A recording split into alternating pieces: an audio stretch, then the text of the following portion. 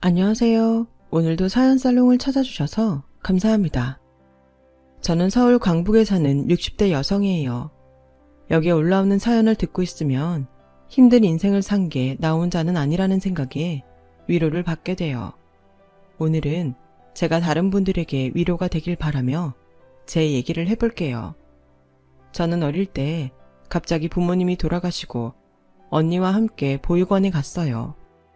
운이 좋은 건지 어떤 건지 저와 언니는 얼마 안 돼서 캐나다로 입양을 가게 됐어요. 하지만 저는 1년도 안 돼 파양이 되어 한국으로 돌아왔죠. 너무 어릴 때라 그런지 캐나다에서 살던 건 하나도 생각이 안 나고 언니가 보냈던 편지들만 기억해요. 나중에 크면 꼭 저를 찾으러 오겠다는 내용이었어요. 저는 언니가 보고 싶을 때마다 편지를 보고 또 보며 하루하루 버텼어요. 그러다가 저도 어느 자식 없는 가정집에 입양이 되어 보육원을 떠났죠. 양부모님은 평범한 회사원과 주부였는데 아이가 없어서 고민하다가 저를 데려오게 됐다고 들었어요. 물론 제가 다 커서 들은 얘기지만 엄마가 딸을 원하셨다고 하더라고요. 엄마 아빠는 저를 많이 배려하시고 아껴주셨어요. 무엇보다 제가 상처받을까봐 신경을 많이 쓰셨죠. 그런 영향을 받았는지 저는 자연히 아이들 교육에 관심을 갖게 되었고 고등학교 3학년 때 대학을 정하면서 아동학과에 가겠다고 했어요. 제 자랑이 아니라 저는 특별히 과외 같은 걸 하지 않아도 성적이 상위권이어서 담임선생님은 제가 좀 더 취업이 잘 되는 과에 가기를 바라셨어요. 학부모 상담 때 엄마한테도 그런 얘기를 하셨나 보더라고요. 종이야, 나는 네가 좋아하고 제일 잘할 수 있는 걸 하는 게 중요한 것 같아. 근데 담임선생님 얘기 들으니까 엄마가 너무 안이하게 생각한 게 아닌가 싶어. 네가 경쟁이 세나과도 충분히 들어갈 수 있다는데 그런데 가서 나중에 네가 하고 싶은 거 해도 괜찮지 않겠어? 물론 강요하는 건 아니야.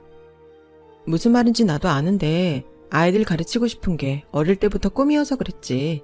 나도 다시 한번 잘 생각해 볼게. 저도 꼭 아동학과만 고집하려는 건 아니었지만 혹시라도 점수 높은 과에 지원했다가 떨어지기라도 하면 재수하는 게 부담됐거든요. 부모님이 1년 더 저를 뒷바라지 해야 된다는 것도 미안했고요. 이런저런 생각에 공부도 잘 안 돼서 새벽까지 깨있다가 물을 마시러 나왔는데 안방에서 엄마 아빠가 얘기하는 소리가 들렸어요. 종이 담임선생님이 그러는데 다른 부모들은 더 좋은 과에 가라고 성화라고 하더라고. 성적 안 돼도 좋은 데 갈 수 있는 방법 없냐고 물어보고 그런다는 거야. 그 얘기 들으니까 내가 종이한테 친부모만큼 못해주나 싶어서 어찌나 미안한지. 그러게 우리는 애가 스트레스 받을까봐 조심했던 건데 말이야. 저는 어쩐지 가슴이 찡하고 따뜻해졌어요. 저렇게 저를 생각해 주시는 분들이 제 부모님이 돼주신 게 정말 감사했어요. 다음날 저는 학교에도 부모님에게도 더 좋은 과에 지원하겠다고 했고 전보다 더 잠을 쪼개서 자며 공부에 매진했어요. 그 결과 좋은 대학에 무난히 합격하게 됐죠. 부모님은 제가 너무 잘했다며 예쁜 핸드백을 선물로 해주셨어요. 우리 종이 훌륭하다. 어떻게 이렇게 똑똑하고 예쁜 아이가 우리 집 딸이 됐는지. 엄마 아빠는 너무 자랑스럽고 행복해. 내가 감사하지. 요즘도 여자라고 대학 안 보내는 집들 있다는데 엄마 아빠는 나 이렇게 좋은 대학 갈 수 있게 해줬잖아. 우리 학교에도 공부 잘하는데 여자니까 대학 가지 말라고 한 애들 있어. 나야말로 진짜 엄마 아빠 만나서 행운아야. 우리 때만 해도 여자는 고등학교만 나와도 된다고 하는 집들이 꽤 있었어요. 그런데 저는 지방 도시학교에서 서울에 있는 대학까지 갔으니 부모님이 얼마나 깨어 있었는지 말 다 했죠. 부모님은 저와 같이 서울에 올라와서 제가 살 방을 구해주시고 간단한 세간까지 다 마련해 주신 후 내려갔어요. 저는 대학 캠퍼스 시절 동안 영어 공부에 전념했어요. 언젠가 언니를 다시 만났을 때 어떨지를 생각했거든요. 만약에 언니가 한국말을 잊어버렸으면 제가 영어로 소통을 해야 될 것 같았어요. 학교 공부하면서 중고등학생들 과외도 하고 나머지 시간은 영어 공부에 매달려 살다 보니 친구도 많이 못 만들었어요. 남자친구도 당연히 없었죠. 그래도 저는 전혀 외롭거나 쓸쓸하지 않았어요. 어릴 적 보육원에 가고 또 미국에서 혼자 돌아왔을 때를 생각하면 지금이 너무나 행복했거든요. 열심히 공부만 파고든 덕분에 저는 영어 능력 시험에서 높은 점수를 받았고 그걸 인정받은 건지 좋은 회사에 들어갈 수 있었어요. 제 월급의 일정 부분을 부모님과 제가 있던 보육원에 매달 보냈어요. 엄마 아빠는 저한테 월급 보내지 말라고 아우성이었죠. 우리가 너한테 뭐 바라고 한 거 하나도 없어.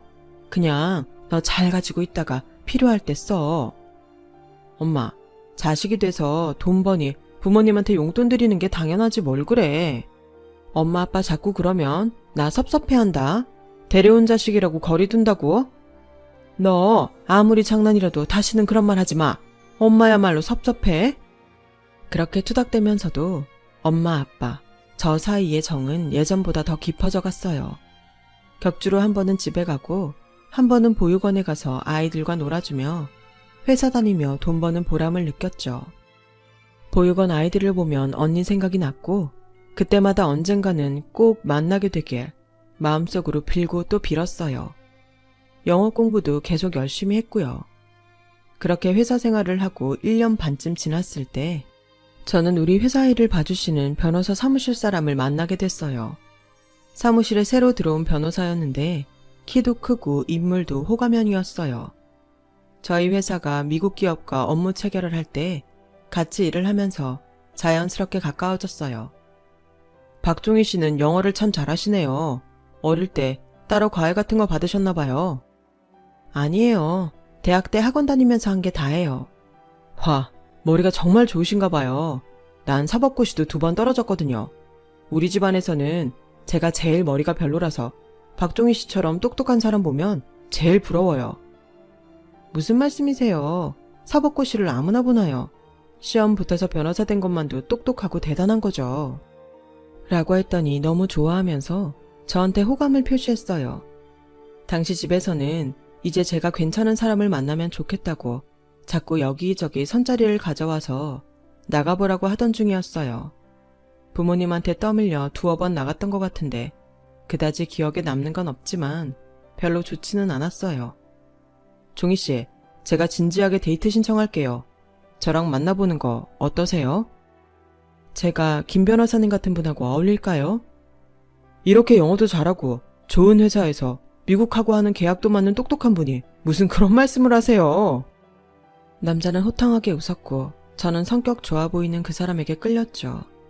그렇게 몇 개월 사귀어 보니 남자는 처음 봤을 때보다는 좀 소심한 사람이었어요. 하지만 그 정도 시간으로 사람 속을 어떻게 다 알겠어요. 저는 처음 봤을 때의 기억을 자꾸 떠올리며 그 사람의 좋은 점을 보려고 노력했어요. 그런데도 남자는 만나자고 한 날 아무 연락 없이 안 나오거나 약속 시간에 늦는 일이 자꾸 늘어났고 저는 제가 마음에 안 들어서 그러나 보다 그렇게 생각하게 됐어요. 그러던 어느 날 저희 회사로 나이 지긋한 여자 2분이 찾아오셨어요. 처음에는 회사 1층에서 점심 먹으러 나가는 저를 위아래로 훑어보고 둘이 속닥속닥 거리더니 제가 밥을 먹고 오자 저를 따라 엘리베이터까지 오더라고요. 박종희 씨 맞아요? 여기 해외관리부에서 일하고? 맞네 언니. 저 명찰 보니까 이 아가씨 맞아. 당시 저희 회사는 사원들이 명찰을 가슴에 달았었는데 그걸 본 할머니가 옆에 분 옆구리를 쿡쿡 찌르며 또 수근거리는데 기분이 별로 좋지 않더라고요. 하지만 저는 뭐라고 하기도 전에 제가 있는 사무실층에 도착해서 내려야 했고 두 사람은 제가 안에 들어가는 걸 확인하고 돌아갔어요. 별일이 다 있다 싶었는데 그날 저녁에 만난 남자가 갑자기 엉뚱한 말을 하는 거였어요. 너 여자가 예쁘게 좀 하고 다녀. 옷이 그것밖에 없어? 맨날 입던 것만 빨아서 입으니 그 지경이지. 입술도 좀 빨간 거 바르고. 갑자기 왜 전에 안 하던 소리를 하고 그래? 내 옷이 뭐가 어때서? 오늘 엄마랑 이모가 너 보러 갔는데 너무 구질구질하다고 뭐라고 하잖아. 나랑 결혼할 여자라고 해서 되게 기대하고 갔는데 실망이 크셨나 보더라. 집에 돈이 없어도 여자들이 다 너처럼 그러고 다니지 않아. 나도 몇 번 말하려다 너 자존심 상할까봐 안 했는데 오늘은 해야겠다. 옷도 이쁜 거 좀 사고 꾸미고 다녀. 오늘 점심때 그 이상한 할머니들이 상호 씨 어머니랑 이모님이었어? 아니, 어떻게 사전에 말도 없이 남이 일하는 데를 막 찾아와서 살피고 가? 그거 너무 예의에 어긋나는 거 아니야? 그리고 뭐? 내가 구질구질하다고? 그렇게 생각했으면 나랑 만나지를 마.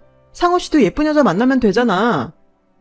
저는 그 사람과 사귀면서 처음으로 크게 화를 냈고 바로 그 자리에서 일어나 집으로 돌아와 버렸어요. 그 사람은 생전 화 안 내던 제가 그러니 당황했는지 집까지 쫓아왔어요.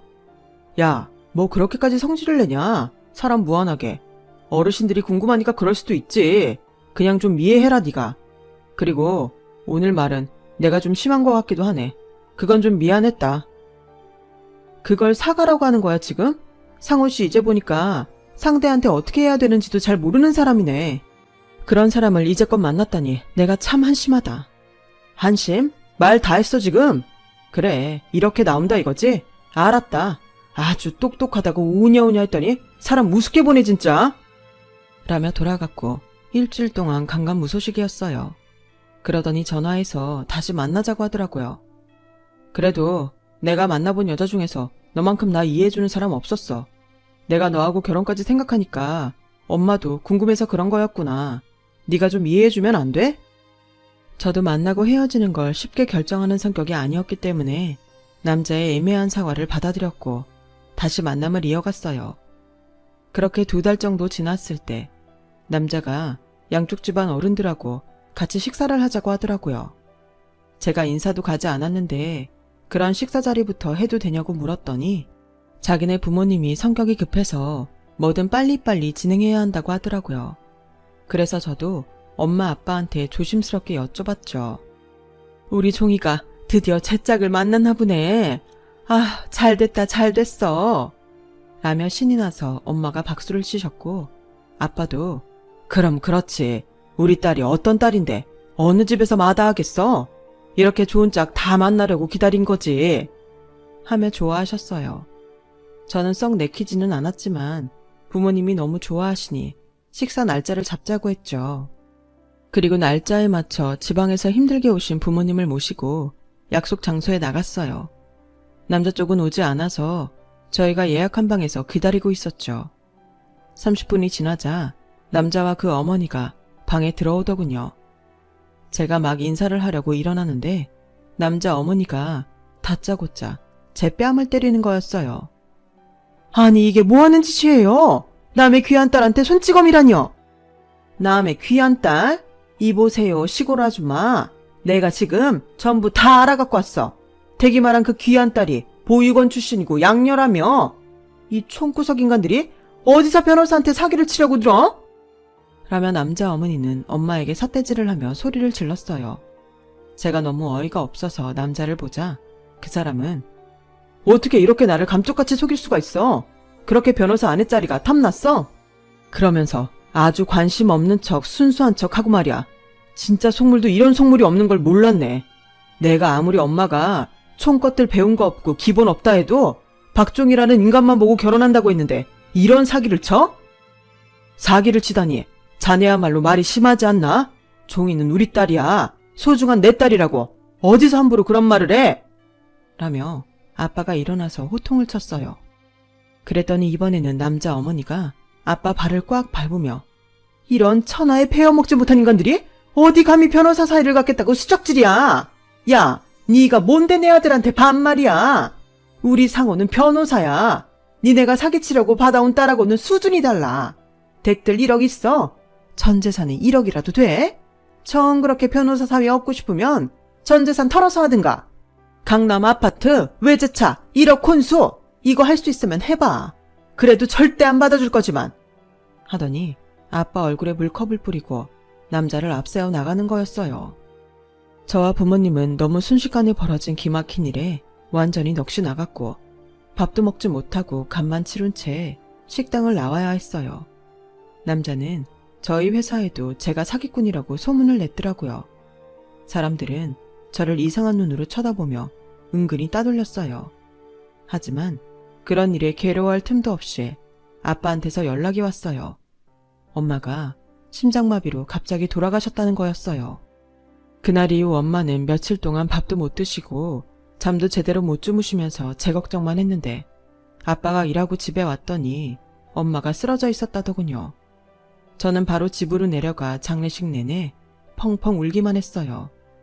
아빠는 빈소에서 계속 잘 참으시더니 엄마를 묻을 때에는 소리내어 통곡하셨어요. 아빠, 미안해. 이게 다 나 때문이야. 미안해. 저는 그렇게 아빠를 끌어안고 울었고 아빠는 아니라며 고개만 저으셨죠. 장례식과 집안 정리가 다 끝나고 난 후에도 저는 서울로 가지 않았어요. 저를 보면 쑥은대며 뒷말하는 사람들로 가득한 회사도 가고 싶지 않았고 무엇보다 그 남자가 숨쉬고 있는 서울이란 곳에 발도 들이기 싫었어요. 아빠와 엄마는 몇 년 전부터 작은 분식집을 내고 떡볶이며 순대를 팔고 있었어요.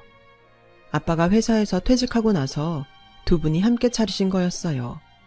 제가 어릴 때 밥은 안 먹어도 떡볶이 순대는 잘 먹었는데 그 생각이 나서 시작했다고 하셨거든요. 엄마가 요리 솜씨가 좋으셔서 가게는 곧잘 됐었어요. 아빠는 마음을 추스리시고 다시 가게를 열었고 저도 거기 나가서 일을 도왔어요.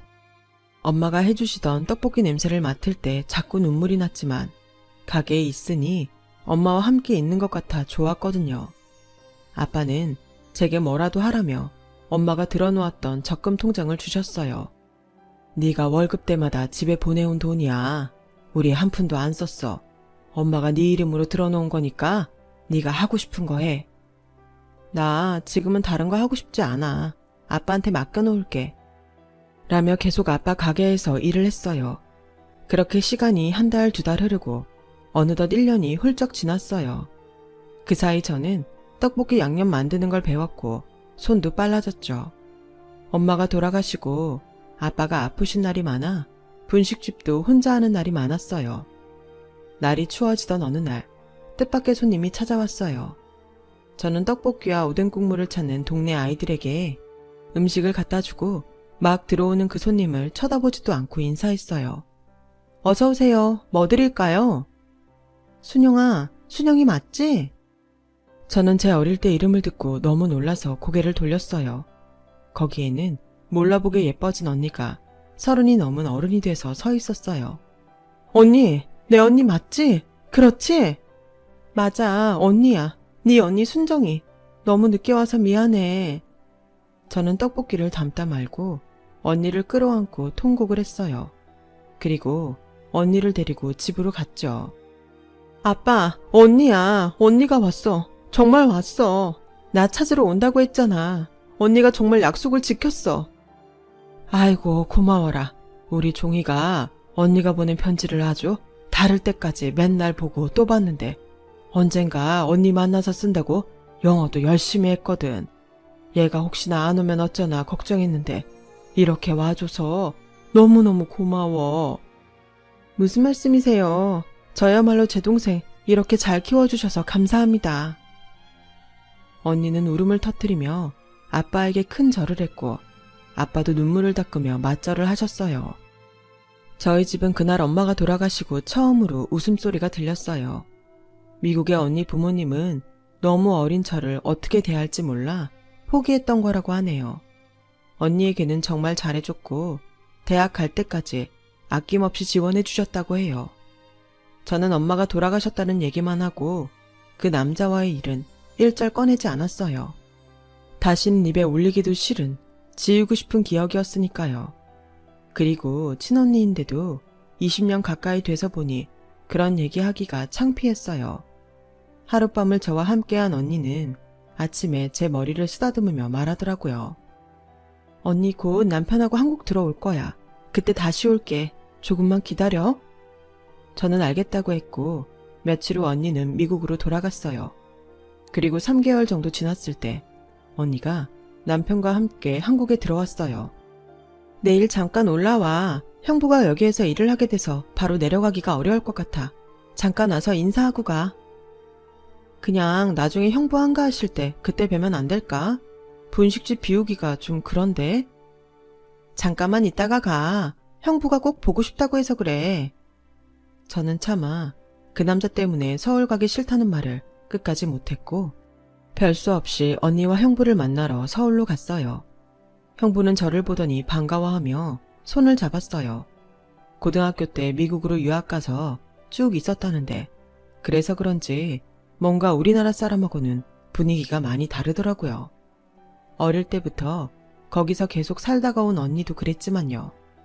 형부는 저에게 비싼 레스토랑에서 점심을 사주시더니 같이 갈 곳이 있다며 저와 언니를 데리고 어디론가 갔어요.